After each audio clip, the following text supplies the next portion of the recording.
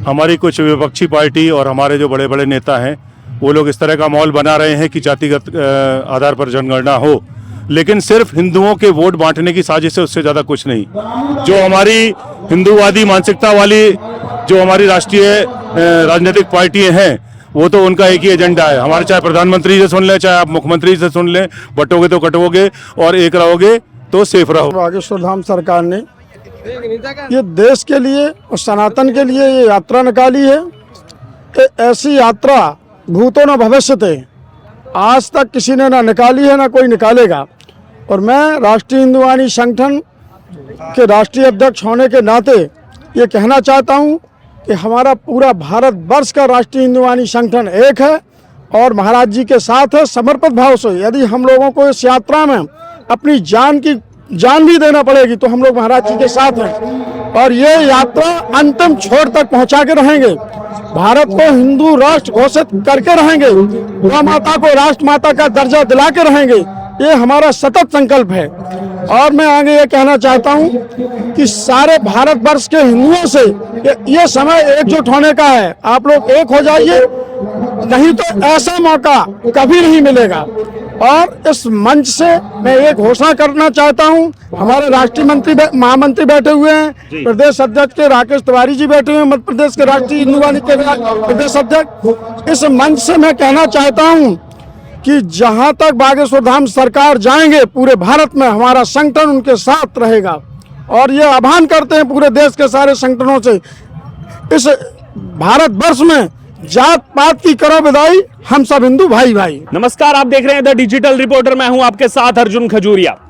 सनातन हिंदू एकता यात्रा जिसकी शुरुआत हुई थी 21 नवंबर को, यूं तो ये पद यात्रा जो है 29 नवंबर को जो है खत्म हो जाएगी, लेकिन जो इस यात्रा से मुहिम की शुरुआत हुई है, जो संदेश देने का प्रयास है, वो शायद आने वाले कई दशकों तक जो है वो पूरे भारतवर्ष में चलता रहेगा। तमाम संगठन जो हैं वो इसमें शामिल हुए, सभी सनातनी जो हैं उनका यही प्रयास है कि इसमें एकजुट हुए। और इसी बीच हमारे साथ भी जो राष्ट्रीय हिंदू वाहिनी संगठन है उनके तमाम जो पदाधिकारी हैं वो हमारे साथ मौजूद हैं। राष्ट्रीय अध्यक्ष, राष्ट्रीय महामंत्री और तमाम उनके बाकी पदाधिकारी भी यहाँ पर मौजूद हैं। उनसे बात करेंगे। ये जो यात्रा निकाली गई और इस यात्रा में मैं पहली बार ऐसा देख रहा हूं कि किसी तरीके का ऐसा कुछ नहीं है कि हमने निकाली है और इसको जो है हमें क्रेडिट मिलना चाहिए। सभी एक साथ आ रहे हैं, सभी एकजुट हो रहे हैं इसमें और कहा जा रहा है जात पात की लड़ाई को खत्म किया जाए। क्या कहेंगे इस पर? हम ये कहना चाहते हैं जो बागेश्वर धाम सरकार ने ये देश के लिए और सनातन के लिए ये यात्रा निकाली है। ऐसी यात्रा भूतो न भविष्यते, आज तक किसी ने ना निकाली है ना कोई निकालेगा। और मैं राष्ट्रीय हिंदुवानी संगठन के राष्ट्रीय अध्यक्ष होने के नाते ये कहना चाहता हूँ कि हमारा पूरा भारत वर्ष का राष्ट्रीय हिंदुवानी संगठन एक है और महाराज जी के साथ है। समर्पित भाव से यदि हम लोगों को इस यात्रा में अपनी जान भी देना पड़ेगी तो हम लोग महाराज जी के साथ हैं और ये यात्रा अंतिम छोर तक पहुंचा के रहेंगे। भारत को हिंदू राष्ट्र घोषित करके रहेंगे, गौ माता को राष्ट्र माता का दर्जा दिला के रहेंगे, ये हमारा सतत संकल्प है। और मैं आगे ये कहना चाहता हूँ कि सारे भारतवर्ष के हिंदुओं से ये समय एकजुट होने का है। आप लोग एक हो जाइए, नहीं तो ऐसा मौका कभी नहीं मिलेगा। और इस मंच से मैं एक घोषणा करना चाहता हूं, हमारे राष्ट्रीय महामंत्री बैठे हुए हैं, प्रदेश अध्यक्ष के राकेश तिवारी जी बैठे हुए हैं, मध्य प्रदेश के राष्ट्रीय हिंदुवानी के प्रदेश अध्यक्ष। इस मंच से मैं कहना चाहता हूं कि जहां तक बागेश्वर धाम सरकार जाएंगे पूरे भारत में हमारा संगठन उनके साथ रहेगा। और ये आह्वान करते हैं पूरे देश के सारे संगठनों से, इस भारतवर्ष में जात पात की करो विदाई, हम सब हिंदू भाई भाई। जी, जैसे इन्होंने बात कही कि जात पात और ये सब, इसी के पहले दिन से यही चर्चा हो रही है कि जात पात छोड़ करके सब एकजुट हो जाएं।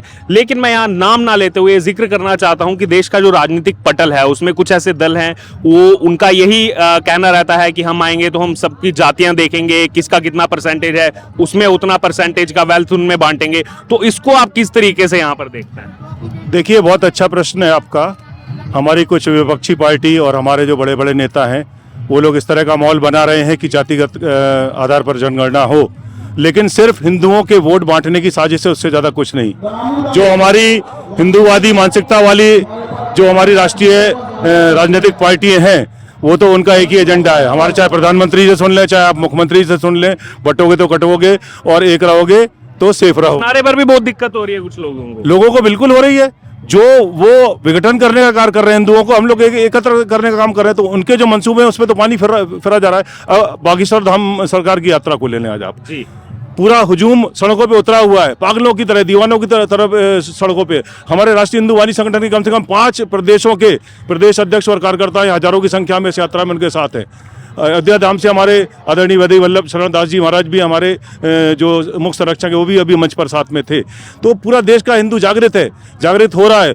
और अभी ये एक संकेत है, इसके माध्यम से हिंदू जागृत अभी नहीं हुआ तो शायद भविष्य में हम लोग बहुत पीछे हो जाएंगे और अपनी पहचान भी खो देंगे। ये आपने जो जिक्र किया कि सभी पागलों की तरह निकले हैं, इस शब्द पर भी बहुत एक बार जो है आपत्ति दर्ज करवा चुका है विपक्ष की। जब मंच से कहा था बाबा बागेश्वर धाम ने कि मेरे सब पागलों, जो वो प्यार से अपनी संगत को कहते हैं, उस पर भी विपक्ष ने आपत्ति दर्ज कराई थी कि जनता को पागल कह रहे हैं। ठीक है, हिंदू को एक कर रहे हैं, पागल का है, दीवाना का है, कुछ भी का है, हम लोग सुनने को तैयार है। लेकिन हमारा जो उद्देश्य है हिंदू की एकता, वो हमारे संगठन का उद्देश्य है, बागेश्वर धाम सरकार का उद्देश्य है। उसमें हमारा राष्ट्रीय हिंदू वाणी संगठन का हर प्रदेश का एक पदाधिकारी, एक कार्यकर्ता और इस देश का एक हिंदू भाई बहन उनके साथ है। जी, आप क्या कहना चाहते हैं यहाँ पर जिस तरीके से पूरा माहौल बना हुआ है, और कहा यह जा रहा है कि 29 नवंबर को केवल ये यात्रा खत्म नहीं होगी, संदेश बहुत बढ़ा जाएगा और आगे इस तरीके की और भी यात्राएं निकाली जा सकती हैं। मैं आपसे निवेदन करता हूँ कि अभी बागेश्वर सरकार ने कहा था कि इसको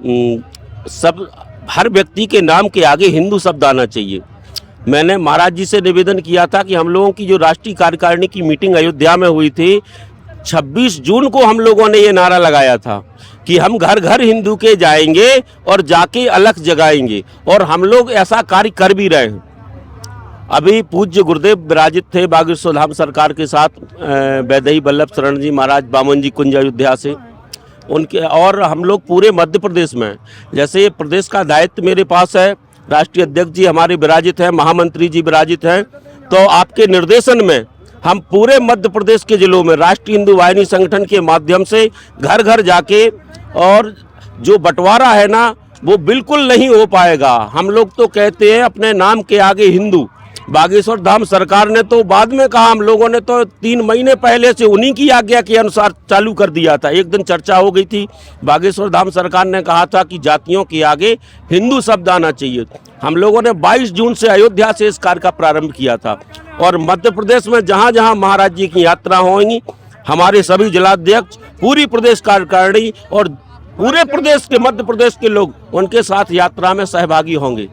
बहुत एक छोटा सा कमेंट, जो लोग इस यात्रा में शामिल नहीं हो पाए हैं लेकिन घर से देख रहे होंगे, आने का मन होगा, उनको क्या संदेश देना चाहेंगे? एक छोटा सा संदेश। उनको मैं यही संदेश देना चाहता हूँ, जो लोग इस यात्रा में शामिल नहीं हो पा रहे हैं वो घर घर जाके, गांव-गांव में जाके, जहां नहीं आ पा रहे हैं, सारे भारत वर्ष के लोगों, प्रत्येक व्यक्ति को ये संदेश देना चाहिए कि इस यात्रा में शामिल हो। नहीं हो पा रहे हैं तो इस यात्रा का गांव-गांव में, घर घर जाके वो जगाएं और घर घर उसकी अलग बनाओ। बागेश्वर धाम के लिए प्रार्थना करें ईश्वर से कि उनकी यात्रा सफल हो। हम लोग सब उनके लिए सहृदय तैयार हैं। गुरुदेव सड़क पे खड़े हैं।